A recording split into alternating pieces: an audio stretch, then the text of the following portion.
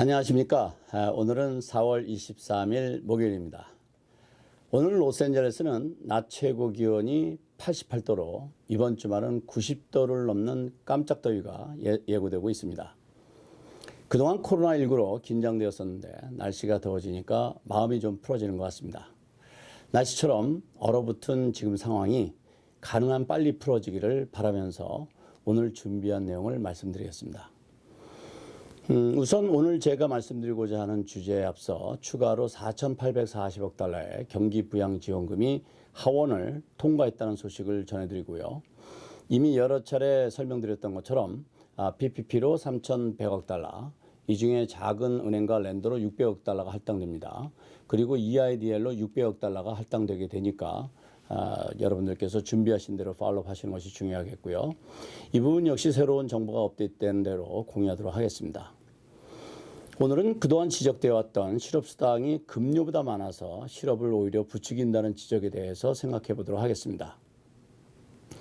코로나19로 인해서 비즈니스들이 클로즈하면서부터 신청한 실업수당 신청자 수가 지난 주말까지 2,600만 명이 넘어섰습니다.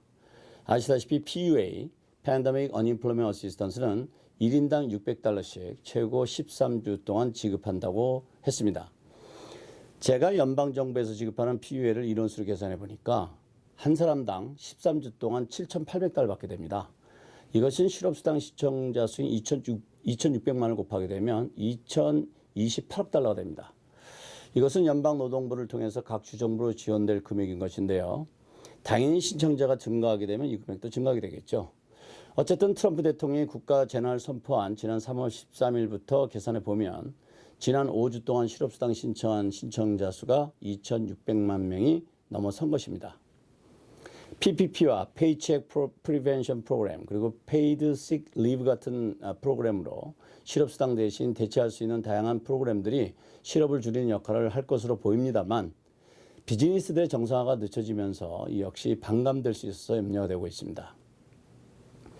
월스트리트저널 등 미국 주류 언론 보도에 따르면 3월 말에서 4월 초에 실업수당 신청이 피크를 이룬 후에 점차 이제 줄어드는 추세라고 합니다. 한 가지 다행스러운 것은 그동안 먹통이 되었던 실업수당 관련 주정부 사이트들이 하나씩 정상화되고 있고 그동안 많은 질문이 있었던 자영업자와 인디펜던트 컨트랙터 그리고 긱워커들의 실업수당 신청도 주마다 차이는 있지만 접수가 시작된 것은 참 고무적이라고 생각합니다. 그러나 PUA로 인한 어려움을 호소하는 고용주들도 있습니다. 왜냐하면 이번에 제공되는 스티뮬러스 패키지에 들어있는 최장 13주까지 매주 추가로 600달러를 받을 수 있는 PUA 때문입니다. 이분들이 호소하는 것은 직원들이 실업수당을 신청하게 되면 본인이 받아왔던 소득을 기준으로 실업수당을 계산하게 되는데 그 금액의 주당 600달러가 추가로 지급되다 보니까 어떤 직원들의 경우는 회사에서 출근해서 일하는 것보다 회사로 복직하지 않고 실업수당을 받는 것이 소득 측면에서 더 유리하기 때문에 회사 출근을 망설인다는 이런 상황이 연출이 된다는 것입니다. 실제로 이런 일은 많이 일어날 것으로 보입니다. 보통 이제 캘리포니아 경우 주당 실업수당 최고 금액이 450달러인데요.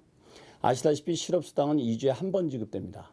그러면 평상시에 2주에 900달러를 받게 되는데 이번에는 한 주당 600달러가 추가 지급되니까 2주에 1,200달러를 추가로 지급받게 되고 주 실업수당 900달러에 1,200달러를 합하게 되면 2주에 2,100달러를 받게 되어서 이를 연으로 환산하게 되면 대략 월 4,550달러 급료자와 같은 수준이 되는 것입니다.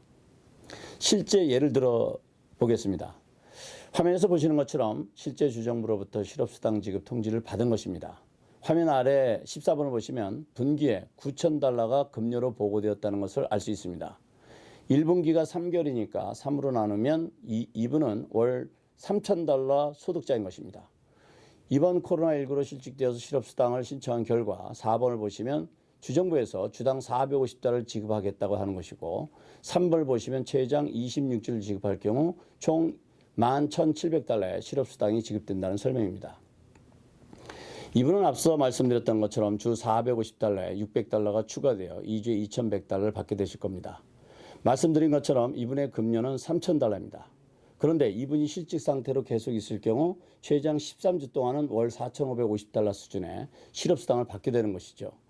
이분 입장에서는 일하고 월 3,000달러를 버는 것보다 집에서 본인이 하시고 싶은 일을 하시면서 한정된 기간이긴 하지만 월 4,550달러를 주정부로부터 받을 수 있는 유혹을 뿌리치기 쉽지 않을 수 있습니다. 그런데 이런 현상은 뉴욕, LA 같은 대도시보다는 지방으로 갈수록 더 많은 것으로 나타났습니다. 아무래도 임금이 낮은 지역일수록 이런 현상이 두드러지게 나타나고 있습니다. 다음의 화면은 연방노동부인 디파트먼트 오브 레이버에서 취득한 정보로 뉴욕타임스에서 오늘 4월 23일 보도한 내용입니다. 이 보도에 따르면 미국의 50개 주 중 반이 넘는 주가 평상시 급료보다 실업수당을 더 받게 된다고 합니다. 어떻게 생각하십니까? 어려운 상황에서 한 푼이라도 도움이 필요한 분들이 다만 얼마라도 더 받을 수 있는 방법을 선택하는 것을 탓할 수도 없고, 그렇다고 인력이 필요한 고용주 입장에서는 잘 훈련된 직원을 포기하는 건 역시 쉬운 결정이 아닙니다. 서로 입장과 처지는 다를 수 있으나 이럴 때일수록 배려하는 마음이 필요할 때가 아닌가 싶습니다. 오늘 말씀드린 내용을 정리해드리겠습니다. 첫 번째는 4,840억 달러 추가 지원안 하원을 통과했다고 전해드렸고요. 트럼프 대통령이 서명하면 바로 시행될 것으로 보입니다. 두 번째는 지난 주말로 실업자 수가 2,600만 명이 넘어섰습니다.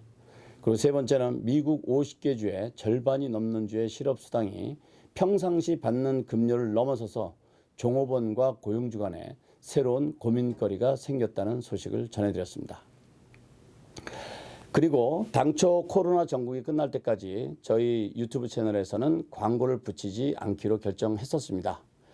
영리 목적이 아니었기 때문이죠.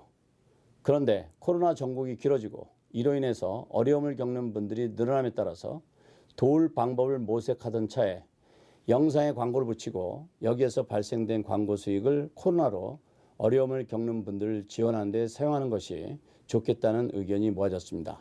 수익이 얼마 될지는 잘 모르겠습니다만 안병찬인 USA는 코로나 기간 동안에 발생한 광고 수익 전액을 기부하기로 결정하고, 기부를 집행할 때 광고 수익을 100% 공개하고 사용처까지 투명하게 할 것을 약속드립니다.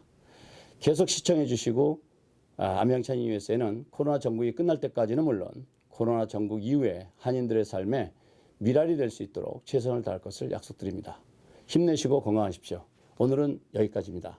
다음에 다른 소식으로 찾아뵙겠습니다. 감사합니다.